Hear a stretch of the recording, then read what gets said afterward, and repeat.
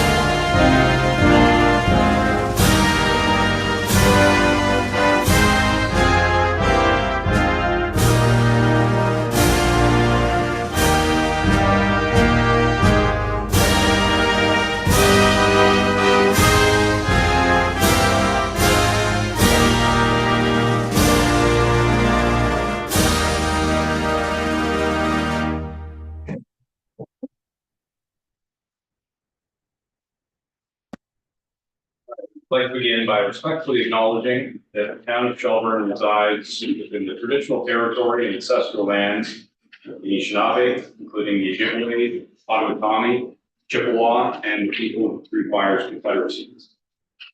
These traditional territories upon which we live, work, play, and learn are steeped in rich Indigenous history and traditions. And it is with this statement that we declare to honor and respect the past and present connection of Indigenous peoples with this land, its waterways, and resources. And we also encourage residents to review the call to action information which can be found on our town's website. Are there any declarations of community interest this evening?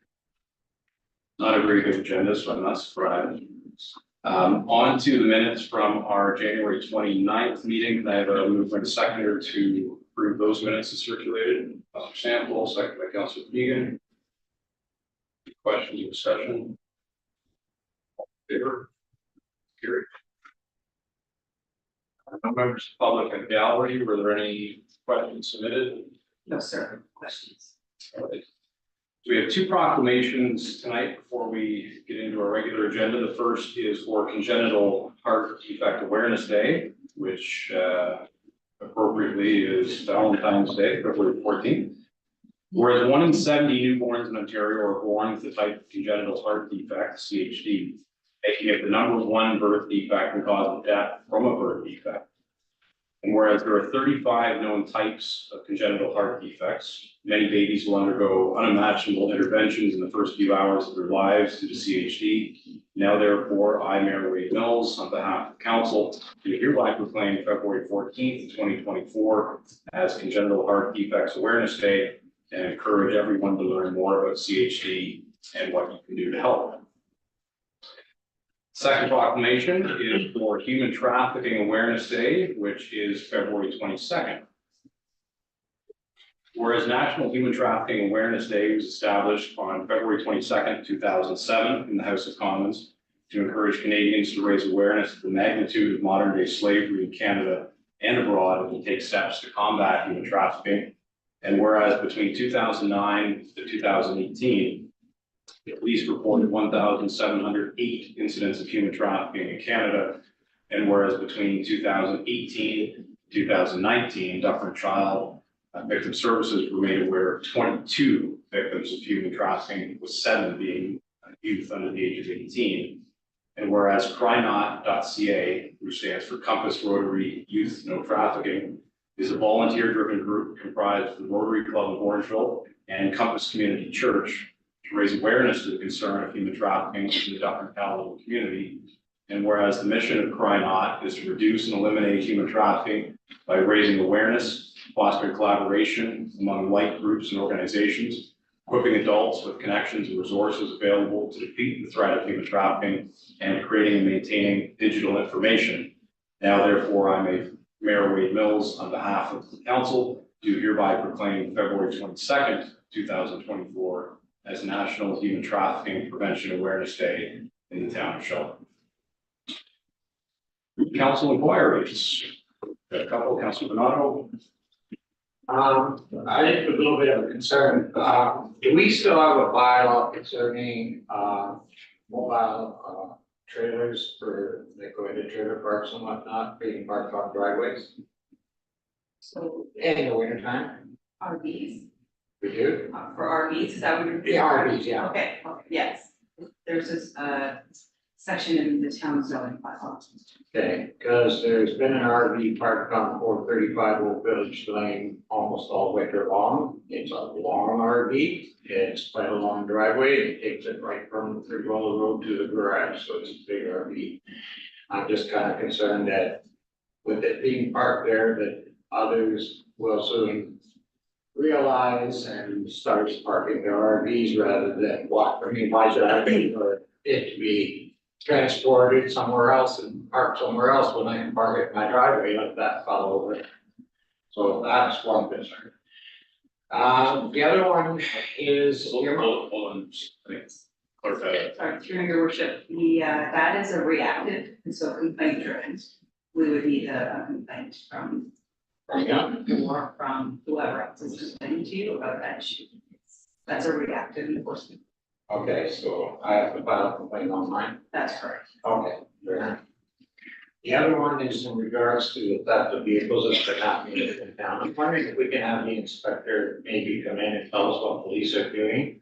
I mean, when people go into people's garages and remove vehicles out of their garages and park them on snowbanks, that needs to come into serious in this town.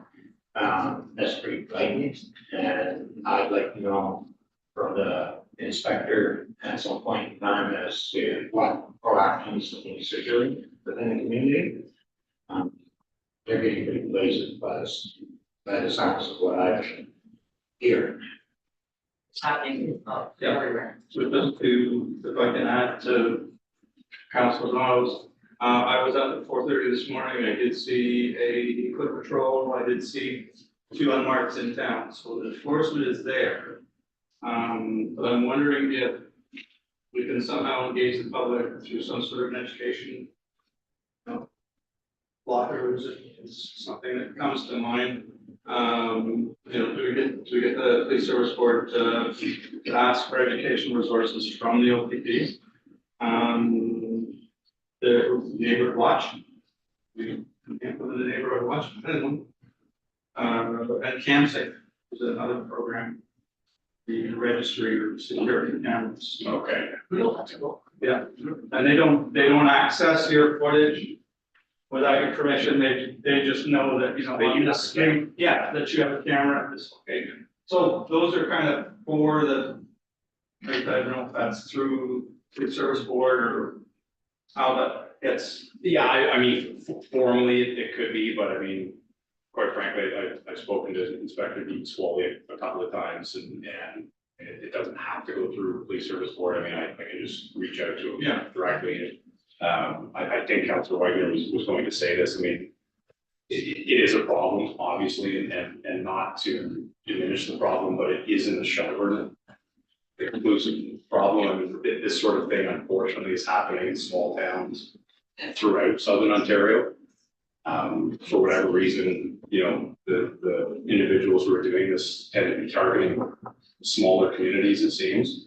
But it's disconcerting, and the fact that they're going right into driveways, and in one case, right into somebody's garage and stealing vehicles, and that's pretty troubling. So yeah, by all means, and I'm sure that the inspector will have some other ideas too beyond what we thought about. He's still relatively new to the position, so I talked to him about coming to council anyways to sort of do an introduction, but we can maybe expedite that a bit and talk specifically about that issue while he's here. And one of the things that was mentioned in some of the other communities was the fact that people are leaving their rental vehicles. These are uh, opposed to bringing windows and reaching for those garage door openers. That's how they get in. The garages, they know the keys are usually near the garage doors for the vehicles, and that's one of the reasons that they do that. So again, like you said, maybe the inspector has some other ideas as well as, you know, getting some of this stuff out to the public, as it needs to be done. Kyle, you probably know better being a tech expert. What do they call those boxes or bags? Heritage? It's a very age. Okay. Yes, and actually, it's one of the things that I would recommend on myself. Because the modern keys themselves, they can be scanned from up to 100 feet away. But if they're in that box. If they're lost, it blocks Okay. that. All right. I have a cookie jar. And- Well,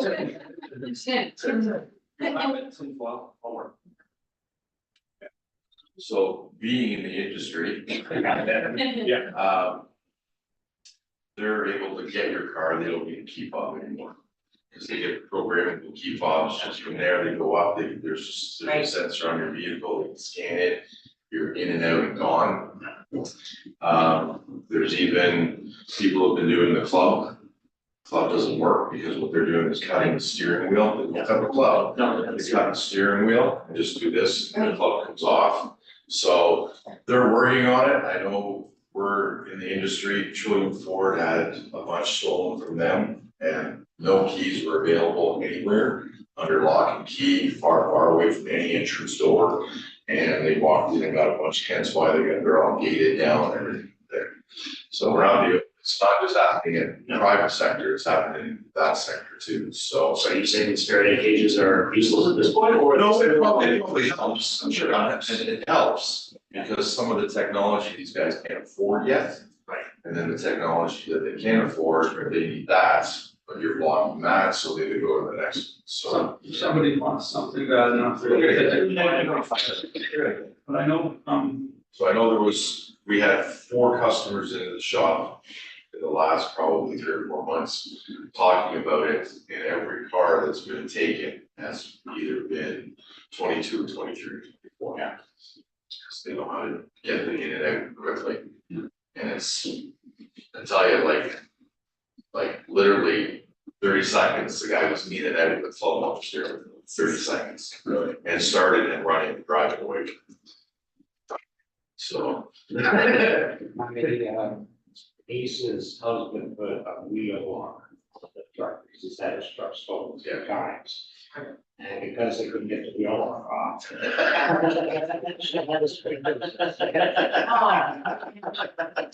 But the wheel lock did work. Yes. It's still there. Was that locally too? Well, that was an Alice. That was an Alice, the wheel lock does work. That is what he's been going, unfortunately, you're with us, man, that's it. Yeah, I just, like, the suggestion that education would be helpful, but potentially, I know maybe not what they do, but because this is Dufferin wide and they're the Dufferin PT, maybe a Zoom information session that would be recorded so that people can actually participate, whether verbally or in a chat box, ask the questions. It can then be a resource to go through all of the precautions and then also acknowledge what doesn't work. And there can be some then kind of proactive sharing of information. Obviously, there's just a summit the federal government organized, indicating that organized crime is a huge component of this and how frustrating it is. People have got their cars stolen not once, but twice, but 3 times. And there's been articles that have listed the top 20 vehicles that are stolen and why, because they're so easy to go on the internet and basically third-party manufacture the fob detail. But I think that might go a long way as opposed to saying in person, making it more accessible and watching anytime you want. Yeah. Sure. And it could be half an hour of just key information and the Q&A over how, what can I do? And maybe these are some of the situations that people can share, and then they can provide some guidance on how to avoid that happening again. Old school, just go back to the key. Right. Yeah. Right. Trying to stay down.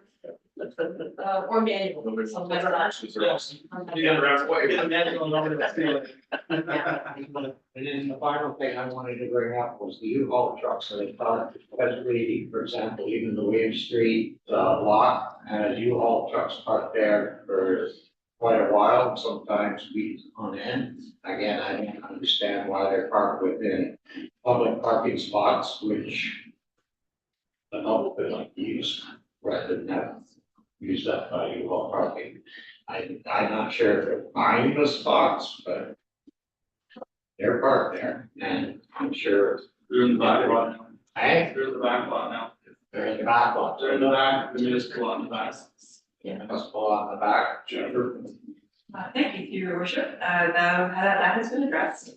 The owners of those U-Haul trucks know that they are required to be relocated and cannot be parked on public property. They are in the process of seeking an alternative location, so they are temporarily now parked along the street lot temporarily.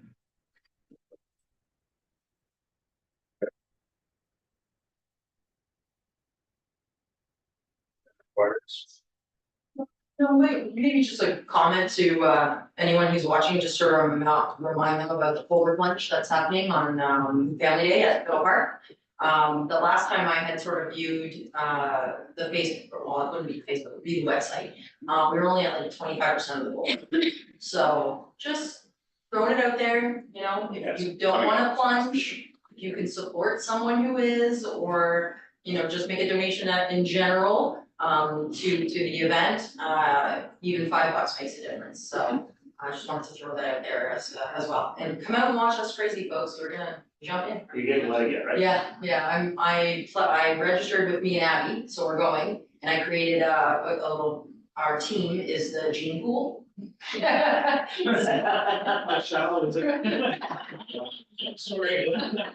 It's not spring. I'd like to, right? Yeah, we're the genie, so, yeah, so just like I said, come out, it's a good time, couple hours, maybe not, depending on how many registered people there are, but it's always fun to see people jumping in and freezing their, you know what's off. So, yeah, just wanted to remind people. Good, okay. Anything else? All right, so the first report is from our town planner regarding draft plans of subdivision and draft plans of condominium. And Steve's online, I see. So Steve, I'll turn it over to you. Thank you, Mayor Mills. Can you hear me okay? Yeah. Excellent. I think this will be fairly brief. There are two new developments underway that require the assignment of street names. And so that's being reviewed in under the town's street naming policy. We do have a list of street names that has been established through a combination of sources. The Legion provided some names of veterans and other significant veterans in the community that we have recognized many of in the street names of prior subdivisions. So two of the names proposed tonight are from that list, and one of which was specifically added to the list by council in 2019. And then the other is for former police chief Carmen Lemke, and at the request of his family, which was supported by council in March of 2018 to be added to the list of a future street name. So there's only 3 names in total for the 2 developments. 2 of the names would be assigned to Ravine's Edge, or the development at 600 Main Street East. So that would include Walden Drive after one of the veterans in the main road into that subdivision. And then the other would be Allen Road, and that would be for the shorter street with a turnaround at the end of it within that same development. And those 2 names have been conveyed to the developer and owner of the development, and they are supportive of that proposed naming. And the other is at Main and Gordon Street, and there is a new condominium street that's not connected to the other condominium street in that development. That one was named Winters Way under a previous report to council a couple of years ago. The proposed name for the new condominium street is Lemke Way. The naming has been considered in conjunction with the policy in the street naming list as mentioned and was circulated to departments and agencies. The next step will be to create a fulsome addressing plan for both of these developments and to circulate that to ensure there are no conflicts with other addresses in the county. A copy of the two plans is attached to my report. You can see the names labeled there as proposed. And I'm happy to take any questions should you have any on this report. Thank you. Thanks, Steve. Questions? I had one, Steve, and I don't want to put a fly in the ointment, but how difficult would it be to potentially swap one of the names? And I'll explain why I'm asking. The development at Ravine's Edge, the main road that we're proposing to be called Walden Drive. I'm just wondering if that might be a more appropriate location for the Lemke Way. For a couple of reasons. I think the primary one is it's essentially about within a block of where former Chief Lemke lived and raised his family for 50+ years. And I think there's more of a nexus between the name and that location than there is the other one out of the West End. But I understand you said it's kind of been, you know, vetted through the developers and everything else, but how difficult of a process would it be if it were council's will to swap those? I don't think that would be too difficult at all. I would just have to update the two developers and make sure they don't have any comments or reaction to that. This is ultimately up to council to assign the street names as you see fit. And there wasn't really any particular magic to how the three names were applied to the three streets. It was just we had those three names at the top of the list and put them down on the streets that were available to be named. So if that's council's direction and preference, we can certainly take that back. And provided the two developers don't have any comments or concerns, that would be set in the new addressing plans.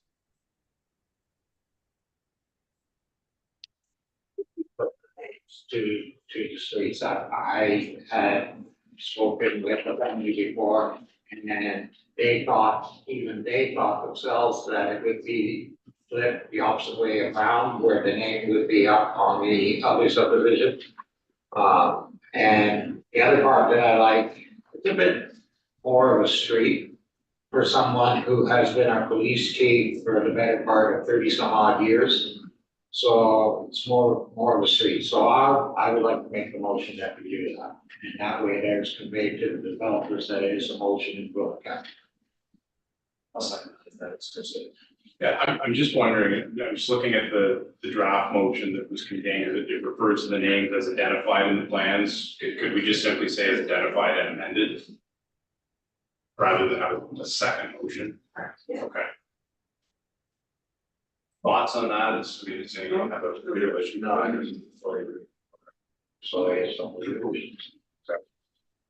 All right, so we have a motion then moved by Donato, seconded by Fegan. Be it resolved, the council receives report P 2024-02 for information, and the council approve the proposed private condominium street names for the draft plans of subdivision and draft plans of condominium, including Walden Drive, Allen Road, and Lemke Way, as identified and amended in report P 2024-02 and the attached street naming plans as amended. Further discussion on that? All in favor? Sure.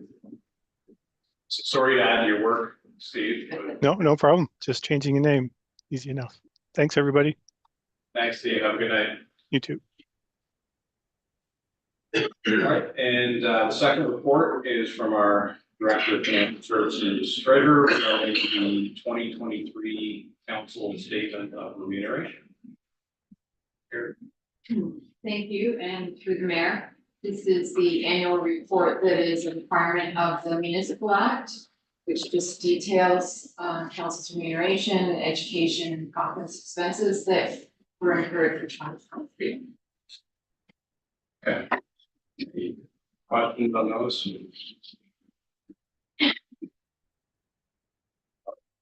Motion then to receive that report. Councilor Bichardi, seconded by Councilor Sample. All in favor? Carried. Any notice of the motion? Thank, and the communications list, Councilor Donato.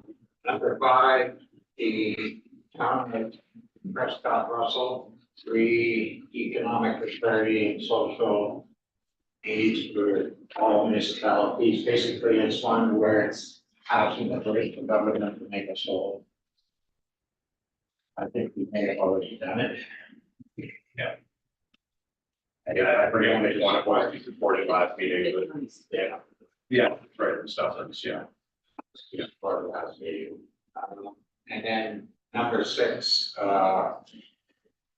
municipality of Calvin, the need for all municipalities to have required assistance for fighting fires from the province, especially in regards to potential forest fires, and we do have forests around us. Sometimes our own firefighters have to go out there and have to rely on the province or somewhere else to provide equipment for forest fires. Move to support that. I would like that.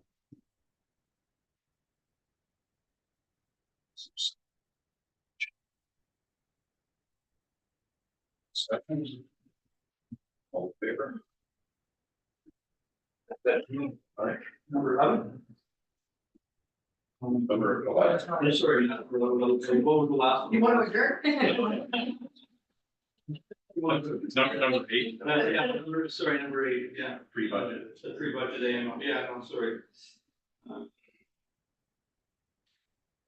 So yeah, the pre-budget submissions, and highlighting these for review when we meeting all overlapping teams and community members using key messaging, including anyone's pre-budget backgrounder, and just to support that, so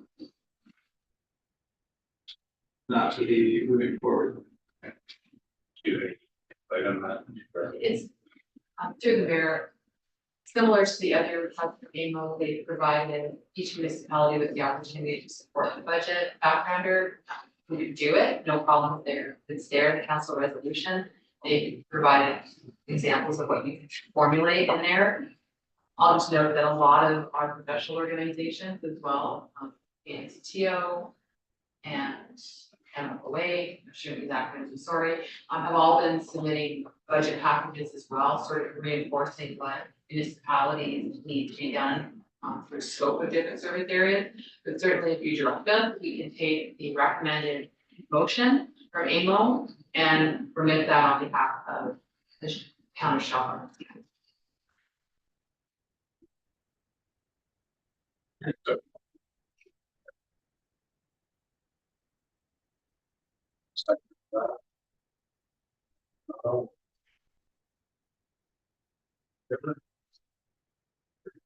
Are we using our local news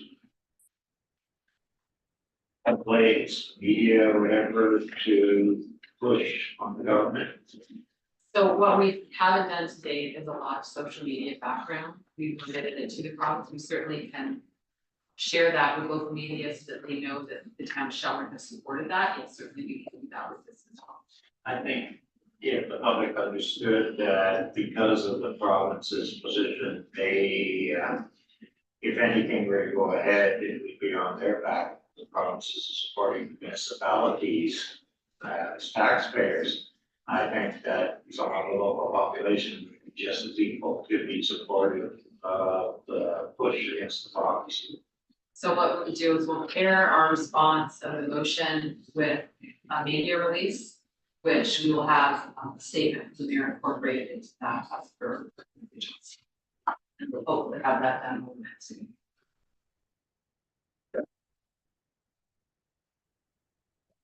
Just quickly, number 1, I just wanted to, sort of anyone who's watching, let them know that, exciting things are still coming to the town. And we do not know what would go into those spots yet. That's what Jeff said. That's what Jeff said. He's like, oh, maybe it'd be Dairy Queen. But I mean, you know, if they wanna look over, the draft plan, it's highlighted in the bottom corner, the location of where the new retail, is proposed. There's, I think I counted 19, locations, or retail spots, with 3 of them being approximately the size of the current, Pet Value that we have, so, hopefully, some more, big things coming to the town. But just trying to squash some of the potential rumors ahead of time in case somebody sees this, that we just do not know yet what would go in these spots. But hopefully some good stuff. It will not be a Costco. Wow, that's actually Costco. Yes. But hopefully, like I said, some good things. So, again, just adding to, the wonderful growth that we're seeing with regards to commodities and things that we need in the town, and jobs, that too.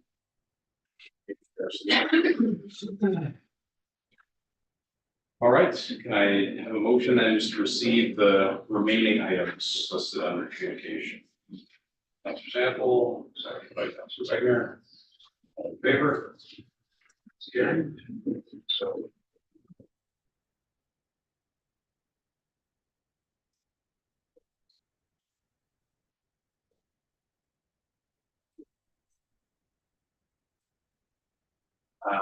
Yeah, just a reminder that there is a Black History Month event being held here in Grace Tippling Hall, Saturday, February 24th, right? Yeah, 6 o'clock.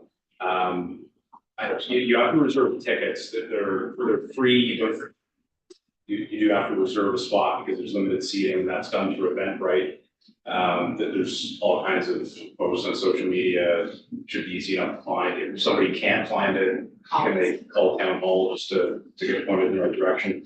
And along the same lines, if you're downtown and have time to drop into town hall, up here on the 2nd floor in the gallery, there's a rather impressive display of art, as well as some other information regarding Black History Month. So if you had some time, check it out. I popped in this morning and spent a few minutes looking around. Yeah, it's good stuff. So hope to see a full house in the 24th. I'm sure we will. Last year it was packed. So, yeah. This year it's Liberty Silver. Yeah.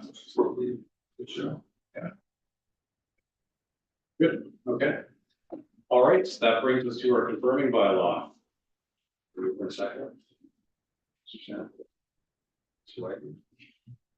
All in favor? This is number 1. Yeah. By the time you charity, moved like charity. All in favor? That's good. All right, thank you all. That has to be for. It has to be. I think we should have like longest to shortest. Absolutely. And then the historical doc.